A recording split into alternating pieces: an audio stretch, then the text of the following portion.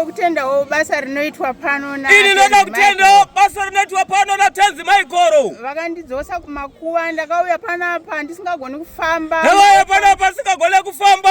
Maoko angu akasviba kunge mukati kunge poto yeblack. Maoko angu akasviba kunge poto yeblack.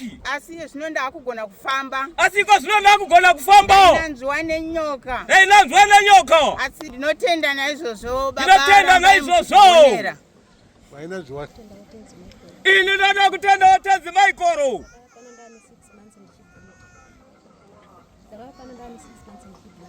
Ndakauya pano ndane 6 months chibuda ropo.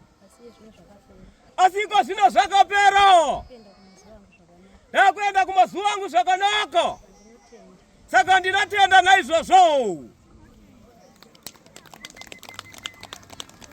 Totenda oishe. Ndeliwo ndinotenda oishe. Pano ndisina chandinacho. Pano ndisina chandinacho. Ndisina pekutangira. Business angu akatanga kufamba zvakanaka. Business angu akatanga kufamba zvakanaka. Ndikatenga muchovha wokufambisa. Ndikakwanisa kutenga muchovha wokufambisa. Ndanayo ndakwangu kustand. Stand ndanayo ndakwangu kustand. Totenda angu ishe. Totenda angu oishe. Ndinotenda Tenzi Michael. Murume munoona ari apa ndosaka ndiri pano ndiri muguva. Ndichisvika 2017 ndakanzi mazuva asara mashoma ndaitorwara, asi chakatanga kuonekwa inzara yevamandiri. Makore mazuva anga awanda ndisingadye. Ndakatanga kudyira mumasowe. Nanhasi ndiri mubereko yavo.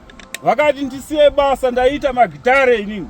Asi basa iroro vakati harisina mari yako. Vakandipa rimwe nanhasi ndinaro basa iroro. Zvese zvandakaunganidza zvakange zvaparara. Ndaane stand, ndaane kambani.